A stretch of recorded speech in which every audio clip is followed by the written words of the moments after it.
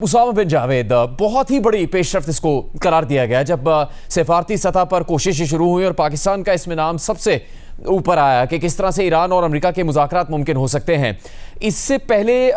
क्या बातें इस सिलसिले में हो रही थी मशरिक़ वस्ता में, और अब जब एक इब्तदाई तौर पर जवाब आ चुका है ईरान का, आपकी तरफ से भी इस बारे में खबर दी गई कि ईरान को तजवीज़ मिल गई थी, फिर उनकी जानिब से मुस्तरद भी कर दी गई, क्या इसी को ये हम समझ सकते हैं कि अब मुज़ाकरात शुरू हो जाएंगे इस मरहले से आगे, या बहुत ज़्यादा उम्मीद नहीं लगाई जा सकती अब इस आज के जवाब के बाद? मेरा ख्याल है कि बहुत ज़्यादा उम्मीदें लगाना एक हकीकत पे मबनी सूरत हाल नहीं होगी, क्योंकि इस वक्त देखिए कि आप वही तमाम मुज़ाकरात की बुनियादी शर्त, वही तमाम बातें हैं जो ईरान और अमेरिका के दरमियान पहले रही हैं। अमेरिका का ये कहना है कि ईरान अपनी जौहरी सलाहियत ख़त्म कर दे, अपने वेपन्स प्रोग्राम को ख़त्म कर दे, अपने ख़ित्ते में तमाम जो असर रसूख है उसको ख़त्म कर दे। अमेरिका के लिए जो है वो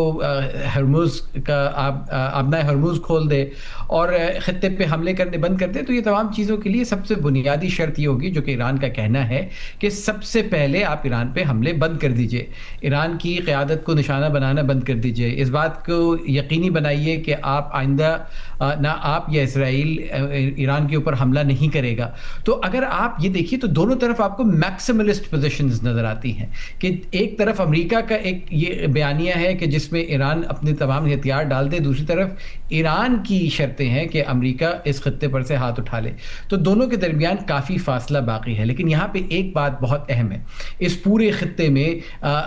मिस्र भी है, तुर्की भी है, ओमान भी है, ये तमाम ममालिक जिन्होंने बड़ा कलीदी किरदार अदा किया है माजी में, लेकिन किसी के पास वो पोजीशन नहीं है जो आज पाकिस्तान के पास है। पाकिस्तान के पास वो पोजीशन है कि उसको सऊदी और खलीजी रियासतों की तायीद भी हासिल है। पाकिस्तान के पास जो है वो रसाई ईरान तक भी है, और पाकिस्तान की अस्करी और सियासी क़यादत को इस वक्त एक बड़ा अच्छा मकाम वाशिंगटन में मिला हुआ है। तो इस वजह से पाकिस्तान वो कलीदी किरदार अदा कर सकता है जो कोई और मुल्क नहीं कर सकता। और पाकिस्तान के लिए ये बहुत ज़रूरी इसलिए है क्योंकि आपने देखा कि इससे पहले बहुत सारी चहमगोइयाँ ये सुनने में आ रही थी कि पाकिस्तान से कहा जाएगा कि जी ऐसा कर लीजिए, वैसा कर लीजिए। बहुत सीनियर ज़राए से जब हमारी बात हुई तो उनका कहना ये था कि पाकिस्तान ने अपनी सुर्ख लकीरें अमेरिका पर भी और ईरान पर भी वाज़े कर दी हैं कि वो किसी भी किस्म की जंग का हिस्सा नहीं बन सकता, लेकिन वो अपनी भरपूर कोशिश करेगा कि किसी तरीके से जंग को रोका जा सके, इसके पैमाने को महदूद किया जा सके और दोनों साइड्स को दोबारा टेबल पे लाया जाए, ताकि वो एक दूसरे से मज़ाकरात के ज़रिए, जो आखिर में होना यही है कि मज़ाकरात से बात करेंगे, वो बजाय इसके कि मज़ीद जानी और माली नुकसान हो, वो अब शुरू कर दें। अब एजाज़, पिछले एक बरस में पाकिस्तान ने गैर मामूली सिफारती कामयाबी हासिल की है, पूरी दुनिया में उसकी पजीराई हुई है। पिछले बरस जो भारत के साथ तनाज़ा था उसके अंदर पाकिस्तान ने बेहतरीन सिफारतकारी से, बेहतरीन कारकर्दगी से पूरी दुनिया में पजीराई हासिल की। अब ज़रा जनूबी एशिया से निकल कर बाहर मशरिक़ वस्ता का मामला है, और इसमें कई ममालिक से पाकिस्तान के बहुत ही गहरे ताल्लुकात हैं, इसमें कोई शक नहीं है। तो इस वक्त इस सिफारतकारी जिसकी पूरी दुनिया में तारीफ़ हो रही है और पाकिस्तान का नाम लिया जा रहा है, इससे मुतालिक पेशरफ्त भी हुई, अब जवाब भी आ चुका है, क्या ये हम अंदाज़ा लगा सकते हैं कि वो सिफारतकारी जिसका आगाज़ किया गया और उसमें पाकिस्तान ने कलीदी किरदार अदा किया, वो इस वक्त किस मरहले पर है? किस तरह से हम ये अंदाज़ा लगा सकते हैं कि हकीकत में ये मुज़ाकरात होते नज़र आएंगे इस्लामाबाद या फिर तुर्की के शहर अंकारा या किसी और मकाम पर? जुनैद, इसमें तो कुछ शक नहीं है कि पाकिस्तान की तरफ से सफारतकारी की जो जौहर है वो दिखाए जा रहे हैं, और पूरी कोशिश की जा रही है कि दोनों जो फ्रीकैन हैं उनको एक मेज पर लाया जाए। और इसमें बज़ाहिर लग तो ये रहा है कि दो फ्रीकैन हैं, लेकिन हर फ्रीक के पीछे भी एक फ्रीक है। यानी कि अमेरिका को अगर आपने टेबल पे लाना है तो इसका मतलब यह है कि अमेरिका इस हवाले से इजराइल को भी एतमाद में लेगा, और ईरान को आप अगर टेबल पे ला रहे हैं तो आपने सऊदी अरेबिया के साथ भी एक पूरा कॉन्फिडेंस बनाकर रखना है। इस वक्त पाकिस्तान के जो डिप्टी प्राइम मिनिस्टर हैं, नायब वजीर आजम हैं और वजीर खारजा हैं साद डार, वो इस खित्ते के मुतअद्दिद जो वज़राए खारजा हैं, इस कॉन्फ्लिक्ट में शरीक मुख्तलिफ ममालिक के वज़राए खारजा हैं, उनसे व्हाट्सएप कॉल्स के ऊपर मुसलसल राब्ते में हैं। पाकिस्तान के जो प्राइम मिनिस्टर हैं शहबाज शरीफ, वो मुख्तलिफ जो सरबराहान ममलिकत से बात कर रहे हैं, और पाकिस्तान के जो फील्ड मार्शल हैं आसिम मुनीर, वो भी इस जो 3 रुकनी टीम का एक कलीदी किरदार है, जो कि पस पर्दा रहकर अपना किरदार अदा कर रहे हैं, और ज़ाहिर है नेशनल सिक्योरिटी एडवाइजर वो भी उनकी मामलत कर रहे हैं। पूरी कोशिश पाकिस्तान की ये है कि ये जो कॉन्फ्लिक्ट है इससे ज्यादा एस्केलेट ना करे, बल्कि अब तो चीजें बड़ी खुलकर सामने भी आई हैं कि पाकिस्तान ने ये भी कोशिश की इस कॉन्फ्लिक्ट के शुरू होने से पहले ही कि कॉन्फ्लिक्ट शुरू ही ना हो, और फिर पाकिस्तान की बात को माना गया। और आपने देखा कि अमेरिका की तरफ से green signal publicly, not less than the president of United states of America, वो आया कि वो मुज़ाकरात के लिए तैयार है। और ईरान भी पाकिस्तान के ऊपर ट्रस्ट करता है, और जाहिर है इस्लामाबाद एक बाहमी इत्तेफाक की जगह हो सकती है। इसमें एक आध फ्रीक जो है वो सिक्योरिटी की वजूहात बयान करने की कोशिश कर सकता है, जिस तरह के बाज अमरीकी करना चाह रहे हैं, लेकिन पाकिस्तान इस बात को इंश्योर कर रहा है कि यहाँ पर मुज़ाकरात हो तो हम हर तरह की सिक्योरिटी दें और हर तरह की ऐसा एनवायरनमेंट दें कि जो दोनों फ्रीक हैं वो आपस में बैठ के चीजों को तय कर लें। लेकिन स्पॉयलर्स भी हैं जो चाहते हैं कि ये मुज़ाकरात ना हो और हालात और ज्यादा खराब हो। साहब, जिस तरह से इब्तदाई खबरें आई उसमें पाकिस्तान के वज़ीर ख़ारजा इसहाक़ डार, तुर्की के वज़ीर ख़ारजा हाकन फ़िदान, मिस्र के बदर अब्दुल्लाती और इससे पहले ओमान के वज़ीर ख़ारजा बदर बिन हमाद बहुत अहम किरदार अदा करते रहे थे। कतर, सऊदी अरब, मुत्तहिदा अरब अमारात का मौक़िफ़ सामने आता रहा है। कतर और सऊदी अरब ये कह चुका है कि वो इस जंग का हिस्सा नहीं बनना चाहते, वो इस तनाज़े का हिस्सा नहीं बनना चाहते। इस वक्त जो सिफारती कोशिशें हो रही हैं उस पर कोई कतरी हुकाम की जानिब से, सऊदी हुकाम की जानिब से भी मौक़िफ़ सामने आ रहा है, और क्या उनका भी कोई पस पर्दा किरदार हो सकता है, ख़ासतौर पर अब ईरान की जानिब से ये इब्तदाई तजावीज़ मुस्तरद किए जाने के बाद और उनके जो अहम तरीन 5 निकात सामने आने के बाद? मेरा ख्याल है जुनैद, इसको कहना कबल वक्त होगा कि ईरान ने यकसर मुस्तरद कर दिया है। ईरान ने अपनी शराइत सामने रखी हैं, और इस वक्त पाकिस्तान का किरदार यह है कि पाकिस्तान वो कम्युनिकेशन चैनल है इन दोनों के दरमियान, जो इनकी बात उन तक और उनकी बात उन तक पहुंचा रहा है, क्योंकि एक एतमाद का बड़ा शदीद फुकतान है। आपको याद रहे कि ईरान पिछली 2 मरतबा जब मुज़ाकरात की टेबल पर गया है तो वहाँ पर उसके न सिर्फ लोगों को शहीद कर दिया गया बल्कि उसके ऊपर जंग कर दी गई अमरीका और इसराइल की तरफ। तो यकीनन पस पर्दा बहुत सारे ममालिक के किरदार हैं। यहाँ पे मशरिक़ वस्ता के मुल्कों का ये कहना है कि उनका इस वक्त इस बातचीत से कोई बराह रास्त ताल्लुक नहीं है। लेकिन जैसे कि पाकिस्तान का मामला है तो आप ये इस बात पे, मेरा ख्याल है हर आदमी को इस बात पे यकीन होगा कि सऊदी अरब और खलीजी रियासतों को एतमाद में लिए बगैर पाकिस्तान इतना बड़ा कदम नहीं उठा सकता। पाकिस्तान के पास न सिर्फ उनकी हिमायत और तायीद मौजूद है, बल्कि ईरान की तरफ से भी पाकिस्तान को हिमायत, इसकी बात की तायीद, और अमेरिका की तरफ से इस बात पे भरोसा दिया गया है कि पाकिस्तान इन बातों को आगे पहुंचा सकता है। यहाँ पे जो सबसे कलीदी किरदार है वो जिसका नाम कोई नहीं ले रहा, वो है इसराइल। इसराइल की ईमा पर यह जंग शुरू की गई। इसराइल ने यह बार बार कहा है प्रेसिडेंट ट्रंप के इन बयानात के बाद भी कि वो किसी किस्म का ऑफ रैम्प चाहते हैं कि इसराइल अपनी जंगी कार्रवाइयाँ जारी रखेगा। ईरान का जो ये कहना है कि आप जंग बंद कीजिए और हमारे लीडरशिप को कत्ल करना बंद कीजिए, उसकी इंदिया जो है वो इसराइल की तरफ है। याद रहे कि अमेरिका ने ईरान में बमबारी ज़रूर की है, लेकिन असैसिनेशंस का जो टारगेटेड किलिंग्स का ताल्लुक है वो तमाम इसराइल की वक़्त धरा है। और इस वक्त भी इसराइल की आज भी, अब से कुछ देर पहले मेरी कुछ दोस्तों से तेहरान में बात हो रही थी, तो इस वक्त एयर रेड सायरन्स जो है वो बज रहे हैं। ईरान के जौहरी तंसीबात पे हमले जारी हैं। ये अमेरिका की तरफ से एक तरफ तो ऑलिव ब्रांच दी जा रही है कि जी आप आइए और हम टेबल पे बैठिए, दूसरी तरफ हकीकत ये है कि अमेरिका के इस खत्ते में 50,000 के करीब फौजी मौजूद हैं, 5,000 के लगभग मजीद आ रहे हैं। अमेरिका ने अपनी जंगी साजो सामान की सबसे बड़ी खेप तारीख में आज तक पहुंचा दी गई है। अमेरिका ने इस वक्त जो कांग्रेस से माली मदद मांगी है वो $200 अरब की है। तो यकीनन मुज़ाकरात एक बहुत अच्छी पेशरफ्त है और पाकिस्तान का इसमें मौजूद होना बहुत खुशाइंद है।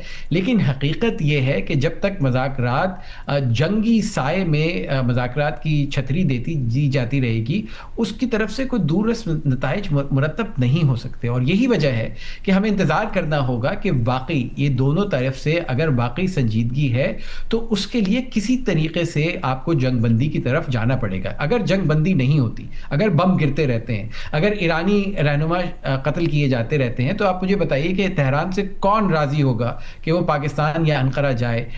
اس بات کی کوئی گارنٹی نہیں ہو کہ انہیں قتل نہ کر دیا جائے, اور یہ بات کی کون گارنٹی دے گا کہ امریکہ اور اسرائیل آئندہ حملہ نہیں کریں گے, جو کہ ایران کی بنیادی اور کلیدی شرط ہے. اب اعزاز, جس طرح سفارتی کچھ آداب ہوتے ہیں اور کچھ اس کی ضروریات ہوتی ہیں, اس میں تو نظر آ رہا ہے کہ بہت زیادہ بات نہیں کی جا رہی ہے براہ راست. اندرونی طور پر خبریں سامنے آ رہی ہیں, آپ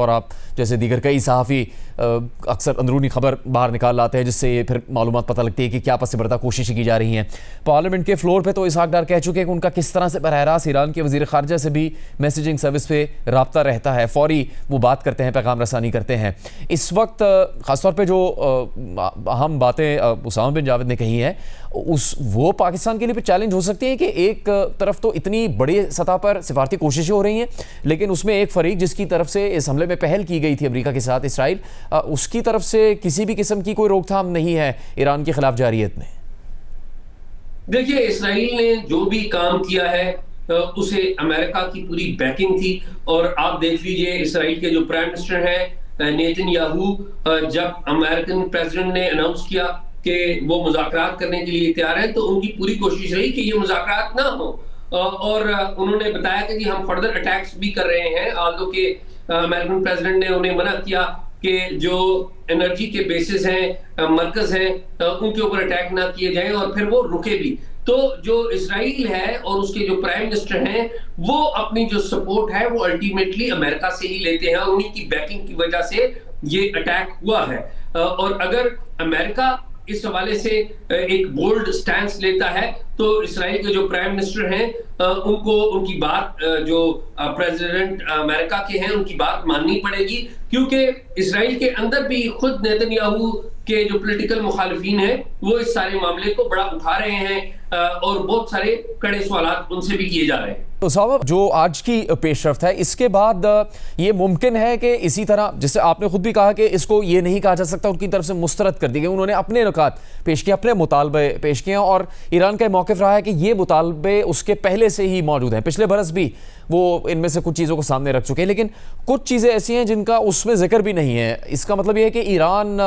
یہ سمجھتا ہے کہ ان پر مذاکرات ہو ہی نہیں سکتے, وہ کچھ چیزیں نان نیگوشیبل ہیں ان کے لیے, جس طرح میزائل پروگرام ہے یا دیگر ایٹمی صلاحیت سے متعلق معاملات ہیں.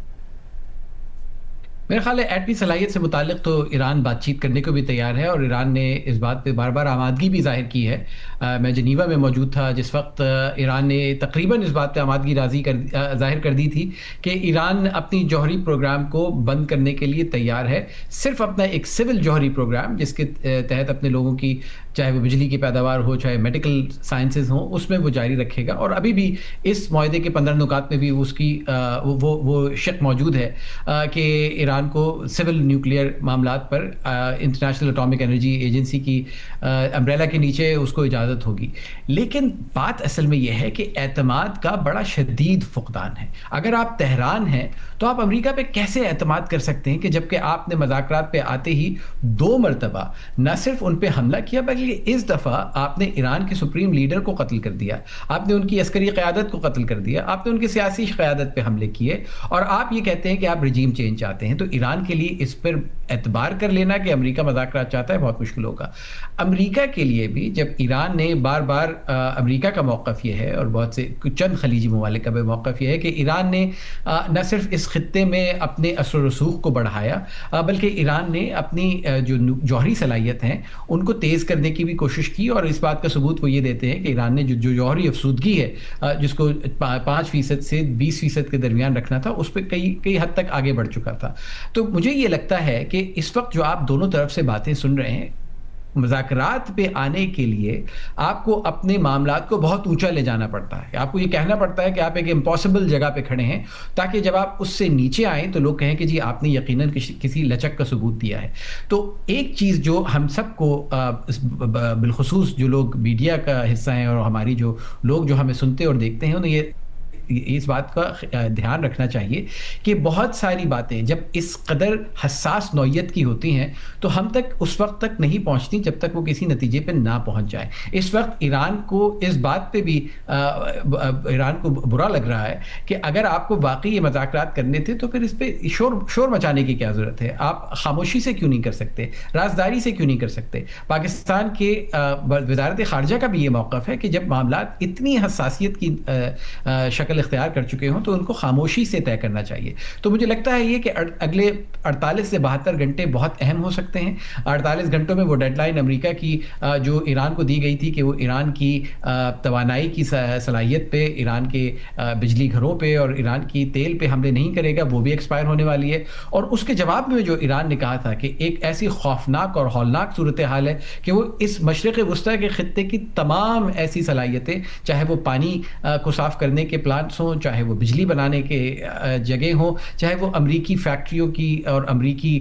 تنصیبات ہوں، امریکی جوہری یا سول تنصیبات ہوں، ان سب کو نشانہ بنائے گا. تو لگتا یہ ہے کہ اگر، اور پاکستان کی بھی کوشش یہ ہے، خطے کی بھی کوشش یہ ہے کہ اس کو یہاں پہ نہ روکا گیا اور یہ بڑھتا رہا تو آپ اس وقت عالمی اقتصادی سطح پہ اس کے اثرات دیکھ رہے ہیں، لیکن اس کے بڑے شدید خطرات اس پورے خطے پہ منڈلا رہے ہیں کہ اس کے معاشی اور اس کے علاوہ سیکیورٹی اور معاشرتی خطرات جو ہیں اس سے بھی یہ خطہ دوچار ہو سکتا ہے. اعزاز، اسلام آباد میں سب دنیا کی نظریں اسلام آباد پر ہیں. اگر مذاکرات کسی اور مقام پر بھی ہوتے ہیں، اگر ترکیے میں بھی کہیں ہوتے ہیں، تو پھر بھی اسلام آباد کے کردار سے انکار نہیں کیا جا سکتا. وہ غیر معمولی کردار ہے. کیا کوئی غیر معمولی پیش رفت بھی ہوتی رہی ہے پچھلے 1 یا 2 روز میں اسلام آباد میں، وفاقی دارالحکومت میں؟ جی جنید، وفاقی دارالحکومت اسلام آباد میں اور جڑواں شہر راولپنڈی میں بڑی ایکٹیویٹی ہے. وزارت خارجہ میں بہت ساری میٹنگز ہو رہی ہیں اور کچھ میٹنگ جوائنٹ لیول کے اوپر بھی ہو رہی ہیں، جس میں تمام جو باقی وزارت خارجہ یا پاکستان کی خارجہ پالیسی میں ان پٹ دینے والے جو باقی ادارے ہیں وہ بھی بڑے متحرک ہیں. اس میں تو کوئی ڈاؤٹ نہیں ہے کہ یہاں پر ایکٹیویٹی نہیں ہو رہی. یہاں پر وزارت خارجہ میں جو خلیجی ممالک سے متعلق ڈیسک ہے وہ بڑا ایکٹیو ہے اور باقی جو ادارے ان پٹ دیتے ہیں وہ بھی آ کے ان پٹ دے رہے ہیں. لیکن اس میں ایک بات کو خصوصی طور پہ ملحوظ خاطر رکھا جا رہا ہے اور وہ ہے سیکریسی کو.